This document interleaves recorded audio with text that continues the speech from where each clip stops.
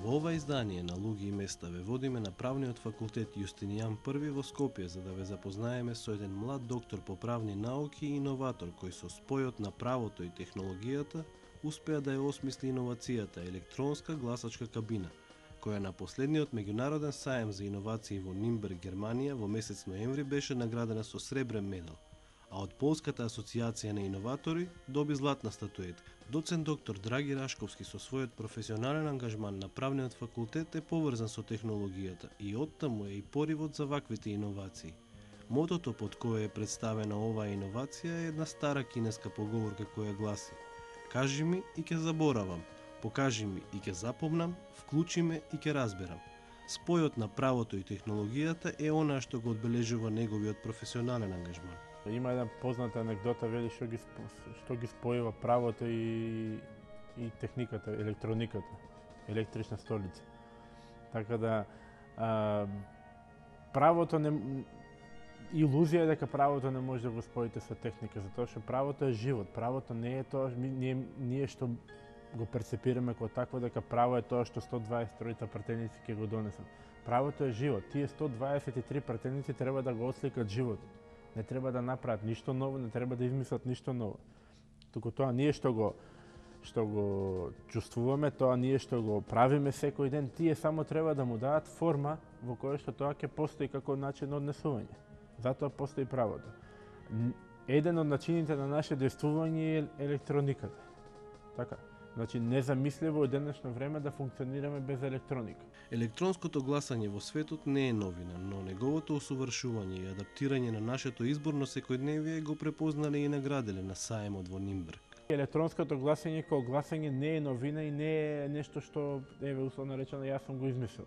Но новината е во тоа што претпоставам дека во земјите каде што го има таквото гласање, ги немаат проблемите хронични кои што ги имаме ние. Значи, никаде во свет не се гласа со отисок од прст. Од проста причина што таму луѓето едноставно имаат верба во себе, понатаму имаат верба во системот. Никаде не се гласа со отисок од прст.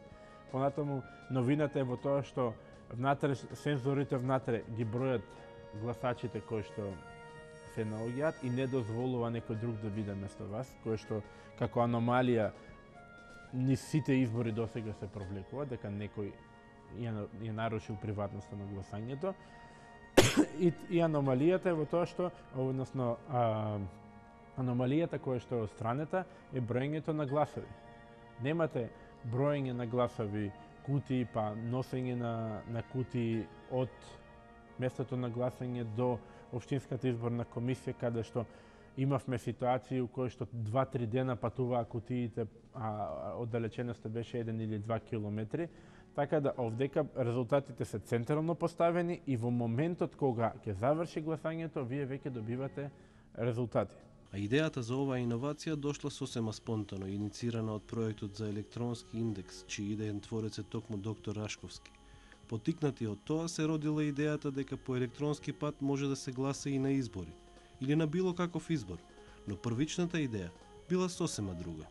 Првичната идеја беше да се створи ваков систем исклучиво за испитување на јавно мислење.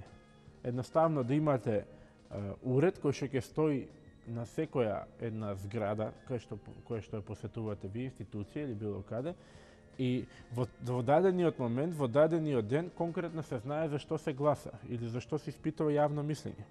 И вие одите на уредот, ја пренесувате вашата картица и имате две копчиња, црвено и зелено. Нешто слично на после тоа владата што го воведе за дали ви се допаѓа работата на службеникот или не. За понатаму таа идеја се повеќе да се развива, за на крај, барем до моментот кога ова беше патентирано, да дојме до идеја да воведеме, да направиме кабина за електронско гласање. Со сите елементи кои што ќе ги отстранат недостатоците на традиционалното гласање, анулирајќи ги оние аномалии кои што при традиционалното гласање се појавуваат. Значи, не може да гласате семено гласање, не може да полните кутии, не може да кршите кутии и не може да гласате за друг, односно да гласа некој кој што веќе не е на гласачки список поради тоа што што почнал. Овој начин на непосредна демократија би овозможил граѓаните директно да одлучуваат за прашања кои ги засегаат. Еве како би изгледало тоа со помош на оваа електронска гласачка кабина. Кабината е опремена со сензор, чија што намена е да се заштитиме од злоупотреба во текот на гласањето. Првичната негова намена е да брои колку луѓе се наоѓаат внатре во самата кабина и доколку во текот на гласањето некој влезе дополнително во кабината, самото гласање се прекинува се до моментот кога оној кој што е вишок во кабината не излезе. Понатаму има функција да го мери растојанието ваше од оддалеченоста од самиот пулт, за да спречи да вие како гласач со самиот тек на гласањето не излезете, а да влезе некој друг кој што место вас ќе го даде вашиот глас.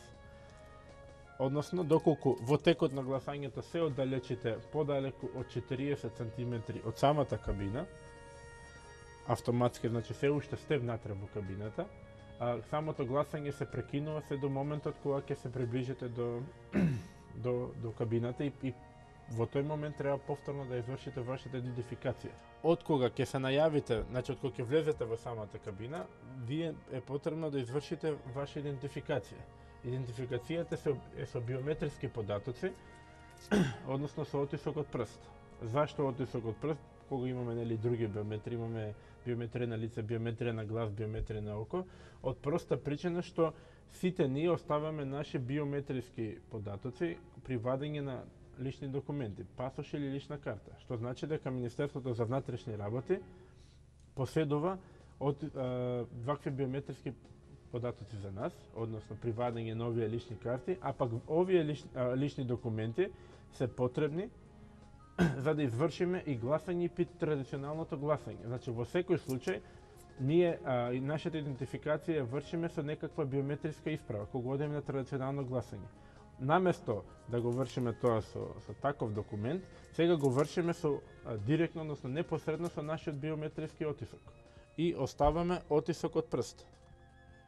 Од кога ќе оставиме отисок од прст, копчето кое што пишува најави се променува и станува друга боја. И вршиме двојно, односно кумулативно идентификување и со отисок од прст и со картица. Гласањето во ваква гласачка кабина ви овозможува да можете да гласате за повеќе настани или избори. Со едно посетување на оваа кабина може да одлучувате за повеќе прашања кои ви засегаат, а при тоа се штеди на вашето време. Овде ги гледаме сите понудени настани кои што во моментот во софтверот ги имаме внесено. Имаме избор на претседател на Република Македонија. Ни дава листа на сите пријавени кандидати и сега рандом за да не се налута ни една политичка партија, ќе одиме еднаш глас за СДСМ, еднаш глас за ВМРО. Кликаме на името на самиот кандидат, не прашува дека го имаме дадено нашиот глас за тој и тој, дали сме сигурни дека сакаме, притискаме да, за да се осигураме дека навистина тој кој што требал да го даде гласот е навистина тука, а не настанало и покрај тоа што има сензори, не настанала никаква промена на гласачот, уште еднаш пред да се одјавиме, односно пред да заминеме, се бара наша потврда на идентитетот, правиме тоа со нашиот отисок од прст, завршуваме и нашиот глас се внесе во системот.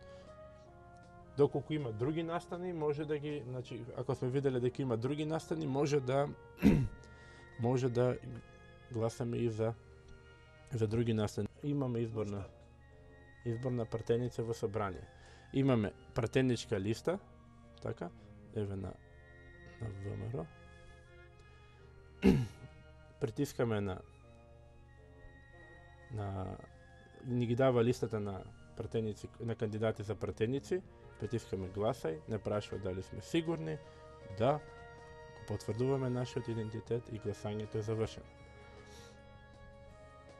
Покрај тоа, што имаме како и досега затворени листи, имаме воведено и избор на пратеница во собрание на Република Македонија со отворени листи.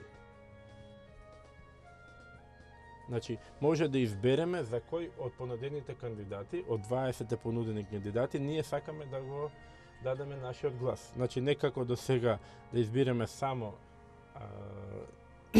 листа, а самата партија да го дава редоследот на кандидати, туку имаме да избереме за кој кандидат од понудената листа сакаме да го дадеме нашиот глас. Не прашува пак дали сме сигурни, да, го потврдуваме нашиот идентитет и гласањето е завршено. Покрај тоа што имаме затворени листи при избор на советници, имаме отворени листи за избор на советници, воведувам така наречена целосно отворена листа на советници, во која што вие имате, да речеме, 3 гласа и вие определувате за кои 3 кандидати ќе го дадете вашиот глас. Односно, тоа може да го извршите за тројца од иста партија, може да го извршите за двајца од иста партија, а третиот да биде од различна партија, или да го дадете за тројца од 3 различни партии и тоа за било кој од трите понудени листи различно. Желбата и на оние кои што не сакат да го изразат своето мислење на гласањето, а сепак сакаат да го остварат своето право на глас, и овдека е задоволена со тоа што имаме копче на кој што може да притиснеме, затвори го гласањето. Во тој случај, значи, гласачот се смета дека гласал, се смета дека го остварил своето право на глас, но неговиот глас се брои као нула, односно не влегува, единствено што влегува во процентот на излезност, а не влегува во нито една, значи, како остварен глас за нито една од политичките опции.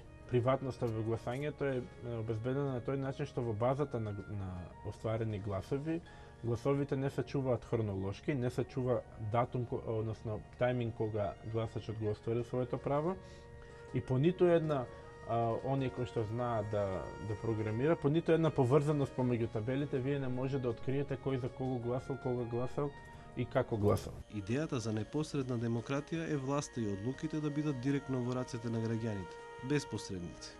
Идејата на ова е народот да го врати суверенитетот кај себе. Што слушаме ние? Гледаме митинзи, гледаме собрание и таму имате 123 пратеника кои цело време зборат народот. И имате два мистични поими.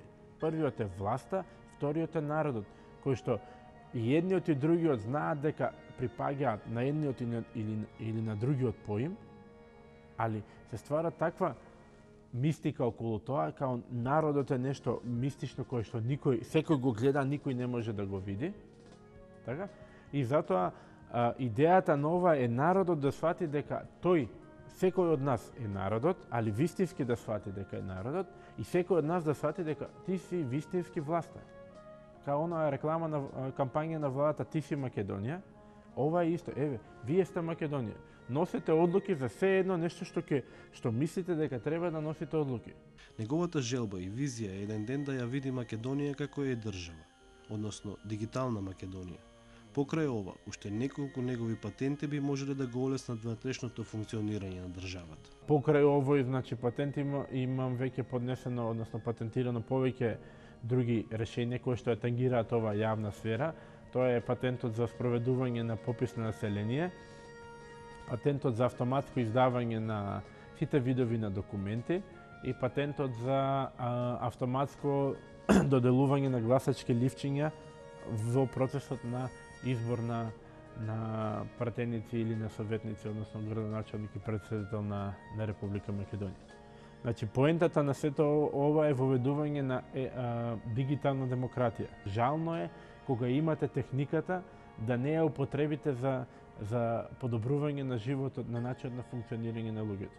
Да се надеваме дека ваквите визии набрзо ќе станат реалност и ќе придонесат за подобрување на животот на луѓето. Иновациите го движат светот напред, а ние стигнавме до крајот на оваа луѓе и места. Почетокот на следната е за 7 дена кај некои други луѓе на некое друго место.